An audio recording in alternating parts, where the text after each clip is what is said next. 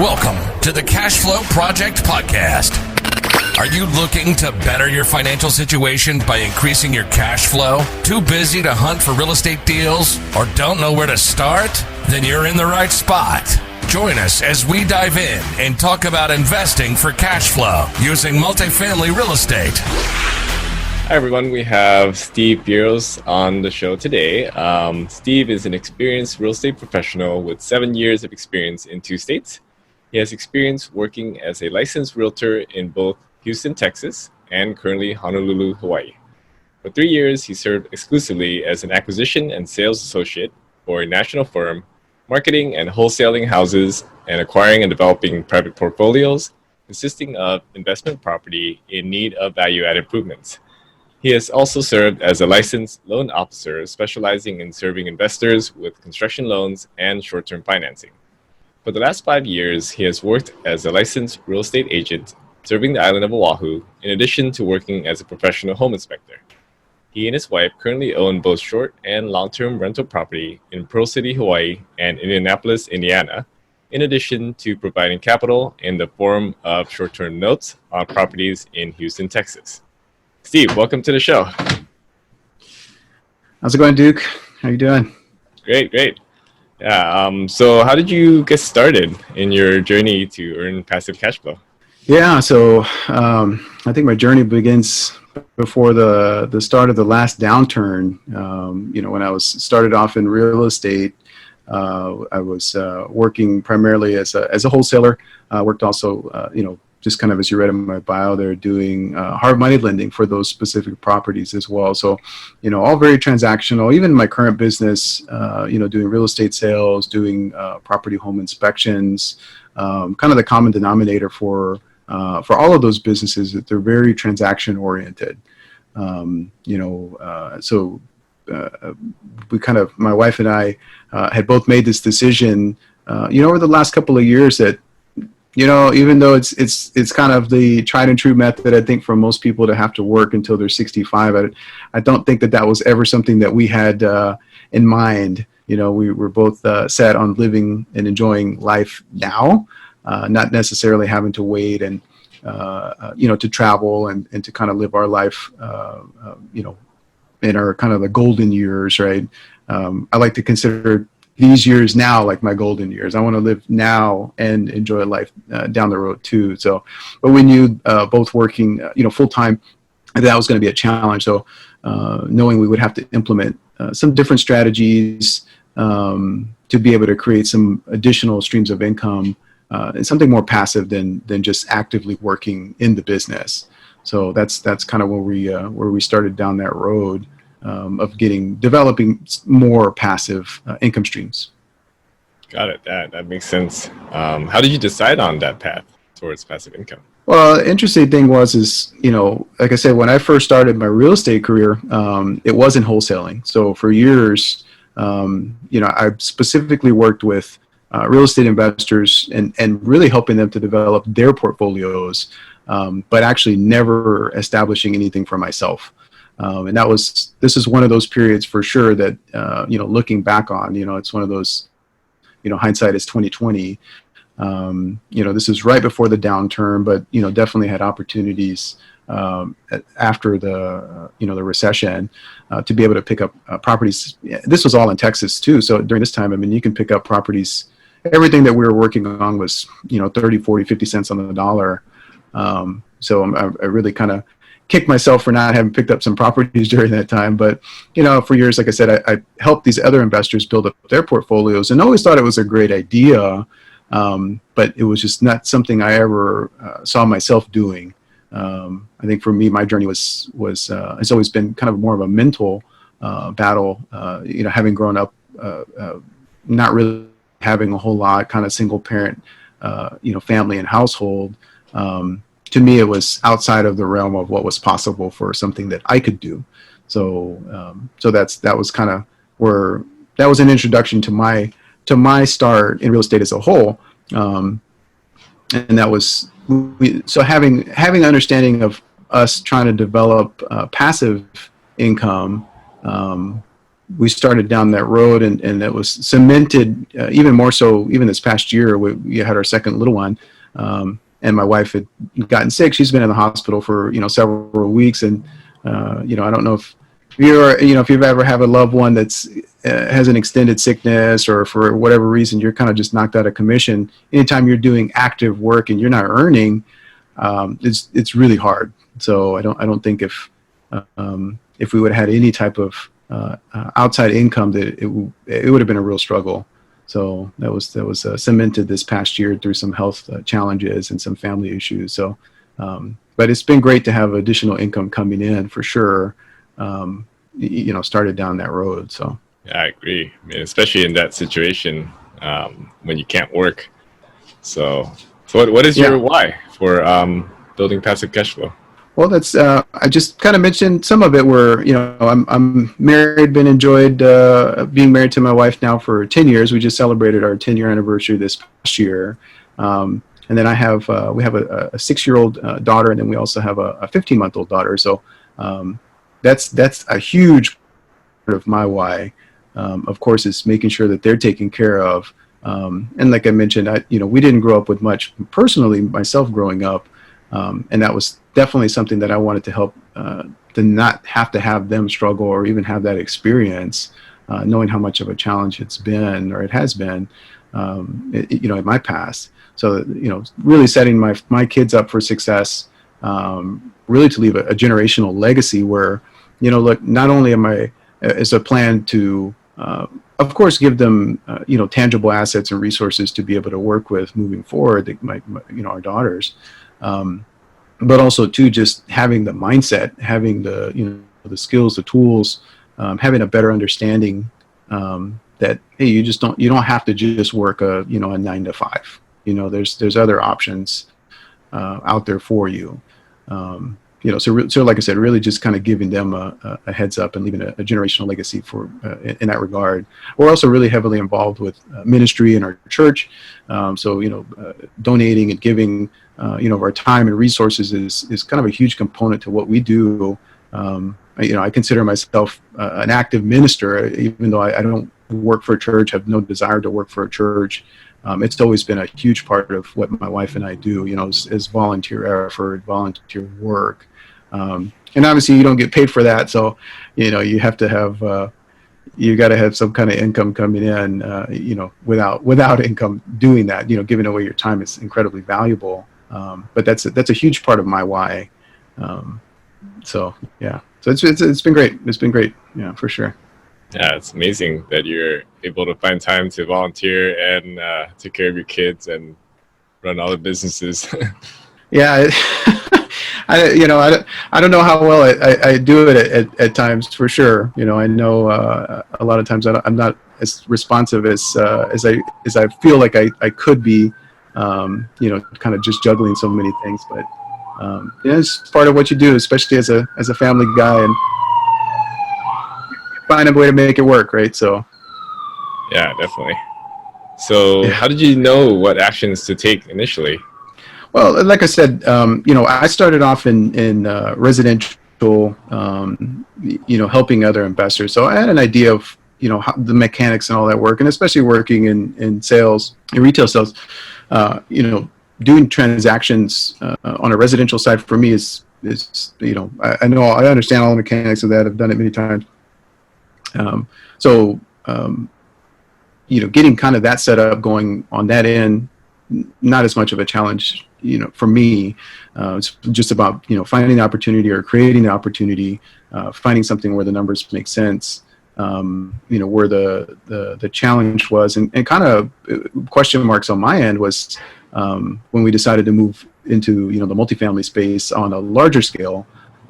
We did already have 2 duplexes, and so Brandon Turner, listen to Bigger Pocket, it's podcast, right? Like huge the last several years.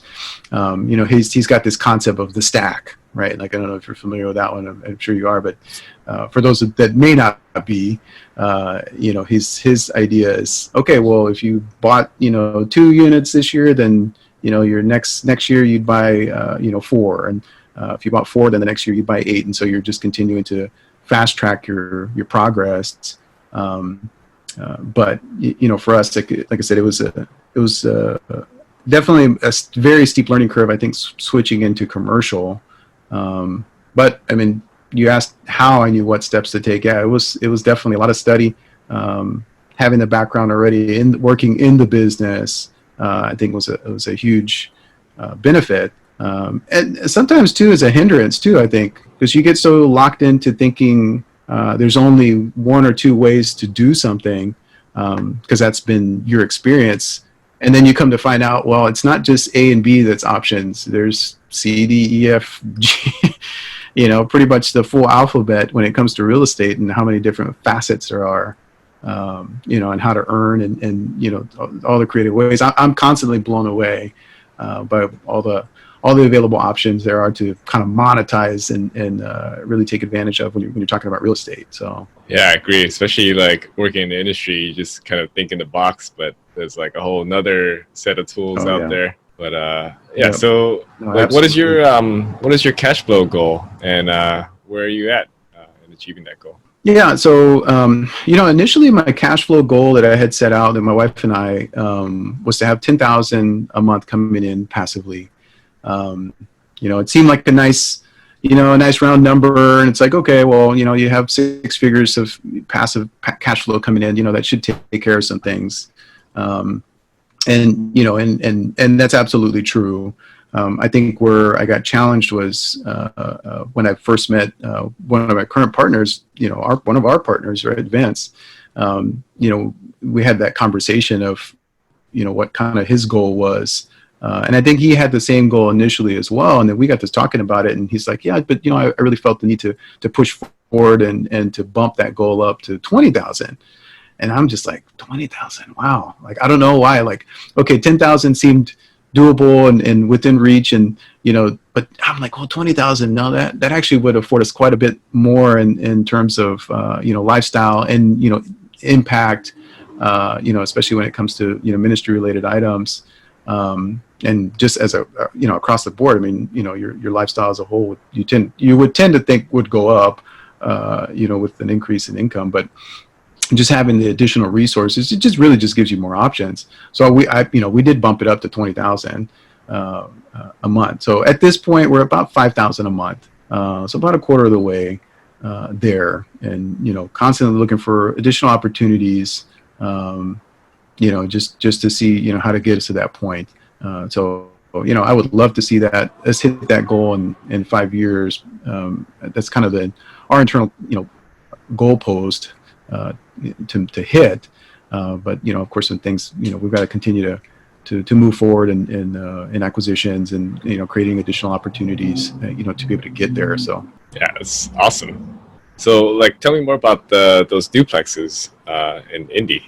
Yeah, so actually we currently have one duplex there. So that one's set up with long-term tenants. That one, that's been a learning experience for me, I'll be honest with you. I actually initially bought that as a turnkey property, in addition to the duplex that we bought here in Hawaii. That one's been a challenge. I honestly, if it's one of those things, like, in hindsight, I don't think I would have put that money into that same property. But it's been a huge learning experience, just the amount of turnover and working with contractors. The interesting thing is I've been down this road with many investors myself. I helped investors when I was wholesaling, to get them through these different,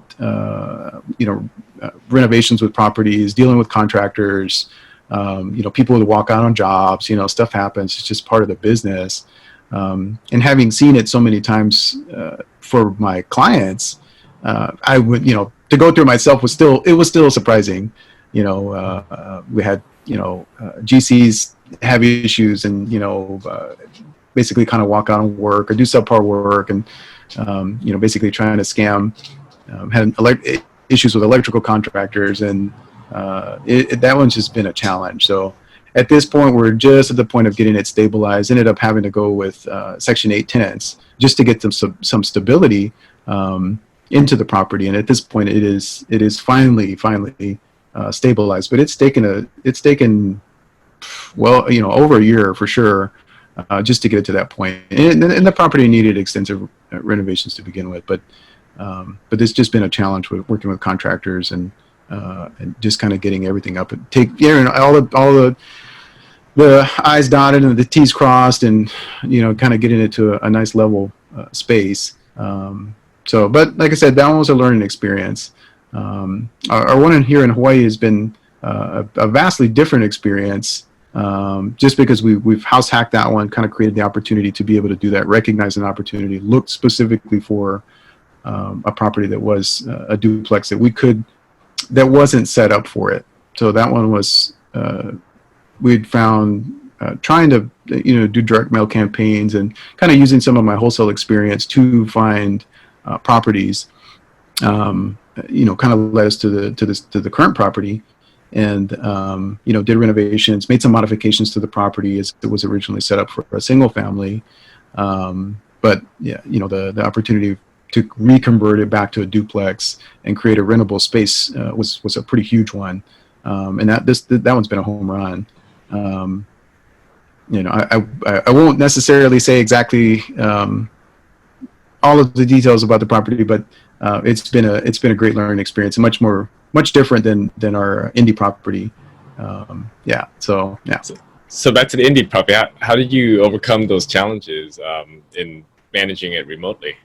Yeah, that's part of it. I mean, it's trying to get other local resources there beyond the original turnkey provider. That was just having to really just kind of get our hands dirty and get in there, find some additional resources there locally to get things ironed out. It was a challenge, though. I will say that, and obviously this doesn't happen to everybody. Like I said, I've been through this with clients of myself. So, and their individual properties, but it's definitely a challenge when you're thousands of miles away. But yeah, and question comes into loyalty, and okay, is there people that are are they in cahoots, and you can kind of it got a little messy.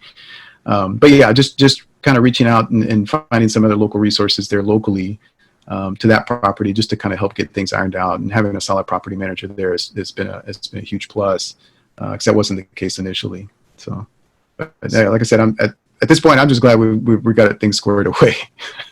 So did you have to fire your first property manager, or?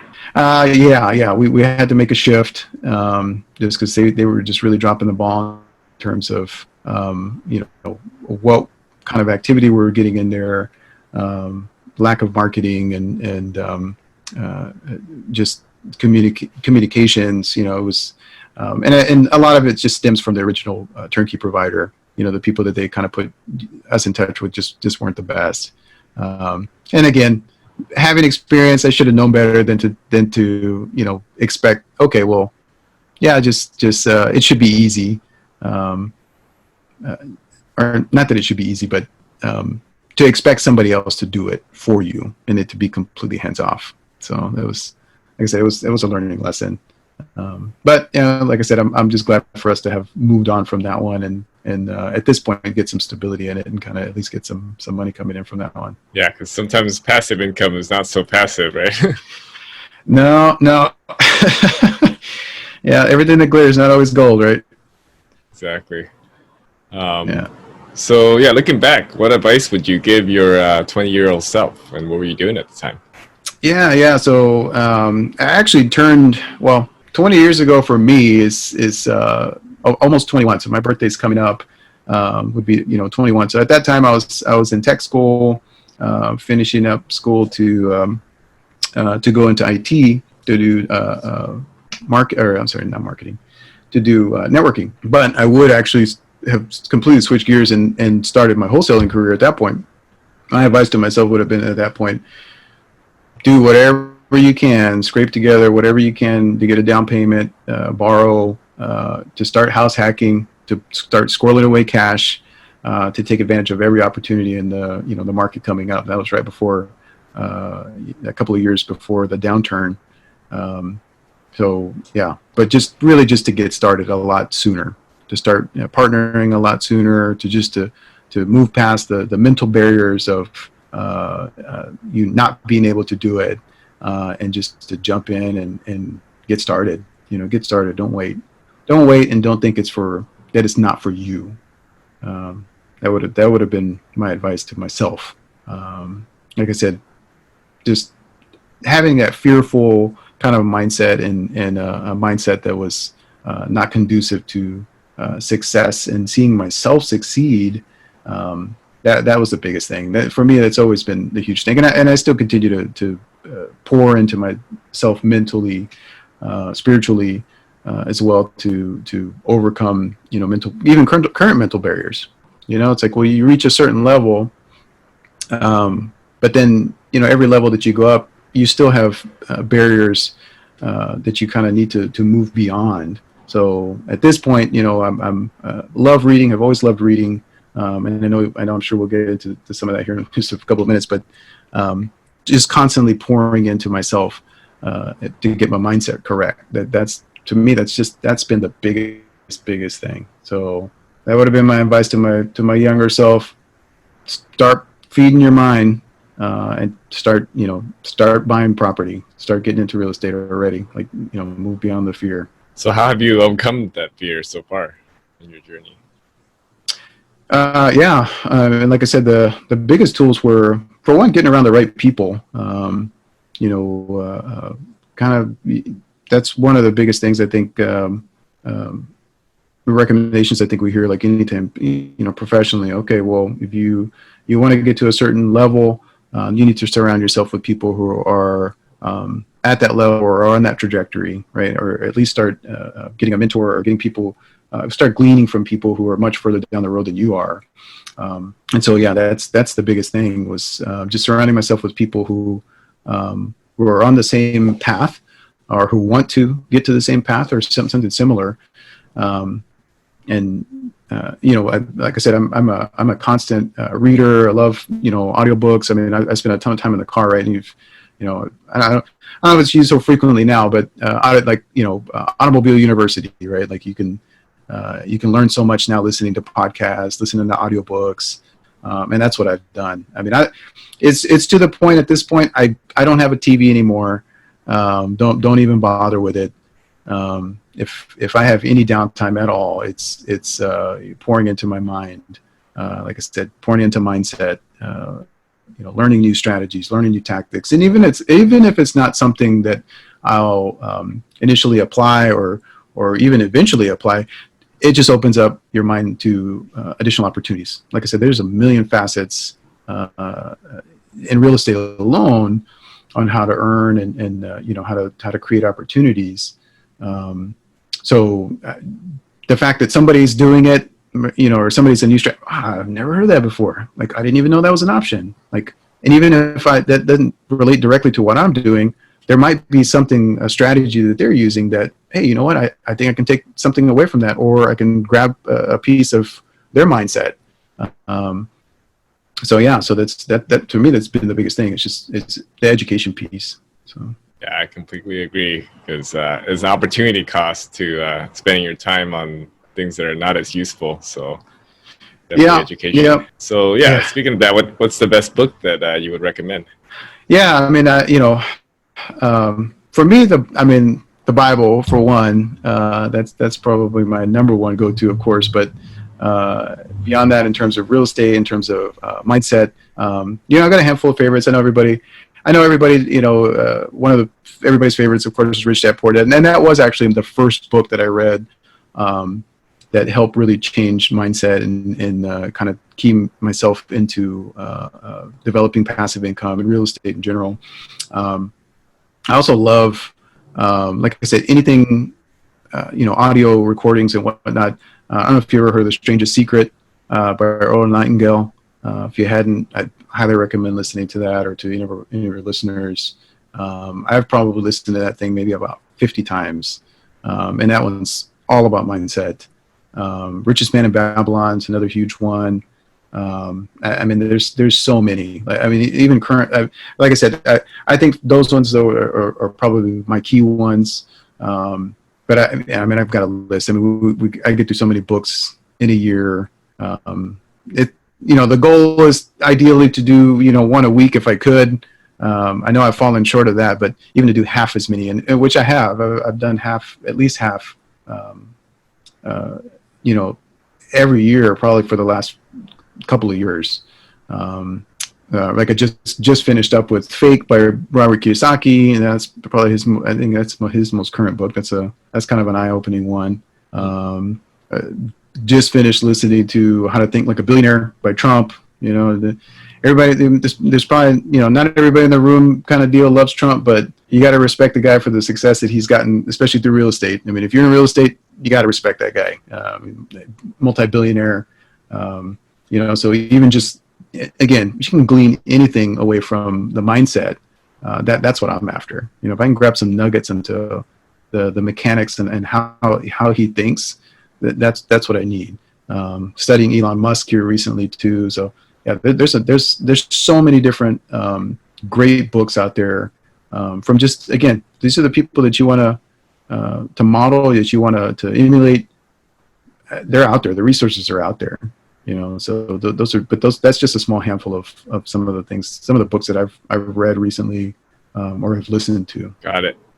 And I know that you're a partner of Trustee Equity Group, which controls 52 units in the Saginaw, Michigan area. Can you tell me more about that? Yeah. So that was again, kind of going back to Brandon's model earlier of the stack. So that's kind of what helped propel us into the commercial space. Was, okay, well, if we've got 4 units that we bought, in 1 year, then the next year we need to buy at least 8. So, didn't really have any experience in the commercial space. Of course, knew always that it was appealing, kind of peering over into that side, especially doing sales, but didn't really know anybody who was actively buying commercial multifamily. So, going to local networking meetups, real estate meetups. I know I met yourself, I met Vince, and so that kind of created the opportunity to what it eventually turned into a joint venture into the 52 units and starting Tri-City Equity Group. So that, like I said, that's been a huge learning experience. Like I said, steep learning curve, just because it's so much different than just a traditional retail transaction or residential, transaction, or even a residential investment. A lot more moving pieces. So even just learning a lot of that has been really eye-opening. But it's been great. I mean, it's exciting, especially, again, knowing how many different ways there is to earn, even just using residential real estate. Again, more doors start to open up on the commercial side too. So yeah, that's been a great learning experience, just in terms of the whole process. Commercial loans, completely different. Again, I had experience working as a loan officer on the residential side, but commercial underwriting and commercial, it's just completely different. It's a whole nother animal. So that's been interesting. Seeing it on that side, and even doing seeing the deal underwriting, again, very different than doing just residential. Just a lot more moving pieces, a lot more levers to pull, which is the exciting part. I think part of multifamily. You're not limited to again having worked with investors who are doing fix and flips and fixing buy, fix, hold. There's a lot more levers to pull in terms of the multifamily, which is exciting. Because a lot of times I would see residential flippers and long-term investors really kind of top out, with the single family. You can only go so fast. You're always going to be limited to how much you're generating income-wise, and especially in terms of valuations. And you don't really have those same limitations when you're talking about commercial. I don't want to say you're always buying a profitable, quote unquote, like a business day one, but the vast majority of the time, if you're buying something with enough units, in terms of the commercial multifamily, ideally you have some income coming in, and that's definitely not the case when you're dealing with most residential, especially flips and whatnot. So yeah, but that 52 unit is definitely, like I said, it's been an eye-opening experience, and it's been great. So looking forward to us acquiring more, and exploring other options in terms of going beyond just personal acquisition, but I know we're looking into switching gears into syndication, and again, you just have different facets to the business, which are I'm excited to continue to explore. So where are you looking to invest next? Yeah, so I know we're actively looking at property still in that same Saginaw area in Michigan if opportunities come up, and then also the El Paso area and Knoxville. So, but like I said, personally as well, even outside of the group, I'm always looking for additional opportunities as well. So if something fits for what we're looking to do, then we're always going to keep our options open. So got it. So shifting gears a bit, how has a failure set you up for later success, or do you have a favorite failure of yours? Yeah, like I said, I think I kind of touched on it in terms. Well, I guess a couple of them. I'd say one of the failures on my part was not buying property. My first go around in the business, just being fearful. To kind of move forward and not looking at real estate, not looking at the market as a whole, and just really being too granular and too focused on just the challenges that were in front and not moving past the fear. That to me was a failure in the moment, but it's been a huge learning experience because again, I know for one that the markets are cyclical. Have definitely learned that, having been through a couple of market cycles here now myself. So seeing that and knowing that the downturns don't last forever. In fact, that they're usually just pretty short-lived, and that there's opportunity also in every market. There's opportunity in the when the markets are good, and then there's definitely opportunities when the markets are bad. So just being able to learn from those experiences, take advantage of opportunities when they present. Be prepared. So that was definitely a lesson that I learned in failing at that point. So yeah, definitely. So for the people listening to this, struggling to get started, what advice would you give them? Yeah, I think my biggest advice would be just to identify what it is that's keeping you from getting started. If it is fear, then take that fear head on, and why is ask why. Finding what it is that you're fearful about, or what it is that's a hindrance, because it's usually not the first answer that comes to your mind. You kind of have to dig kind of behind the scenes to figure out, okay, what is that limiting factor? You could easily say, well, I just don't have the money. And we all know that that's not the true reason that you're not investing. Like if somebody's struggling to move forward because they don't have the money, is that a practical thing? Yeah, sure. But 9 times out of 10, that's not the real reason. There's some type of underlying reason. So kind of getting to the bottom of what that is and overcoming it, to me, that would be my advice. Yeah. So if someone had no money, how would they be able to invest? Well, that's a great thing about real estate. Like I said, this was something that I did for years. I can still, you can wholesale, you can bird dog, you can create opportunities for others. Anytime you're providing value, that's really the only time that you're able to earn is to provide value for somebody else. So there's always opportunities. It's never okay. Well, I don't have any money, so I guess I can't do anything. Find somebody who's willing to to carry a note. Just because you don't have the money doesn't mean somebody else doesn't. Partner with somebody else who's got money that they want to deploy, or they want to kind of get moving. Find the opportunity. You don't need to have cash. You don't need to have a couple $100,000 sitting in your bank account for you to get started in real estate. You just don't. But you do need to take action. You do need to move beyond the fear of, well, I don't have that money. You need to move beyond that limitation, really, and find out. There's other people that are doing it without money. Okay, then what are those people doing? Do that same thing. Yeah, that makes perfect sense. So what do you think separates successful investors from those that fail? Honestly, I think it's fear. Like I said, I keep coming back to that, but because that's been a personal thing for me. But I do think that's a huge one. I think a lot of people are just really fearful of failure because they think it defines them, and so they never move on.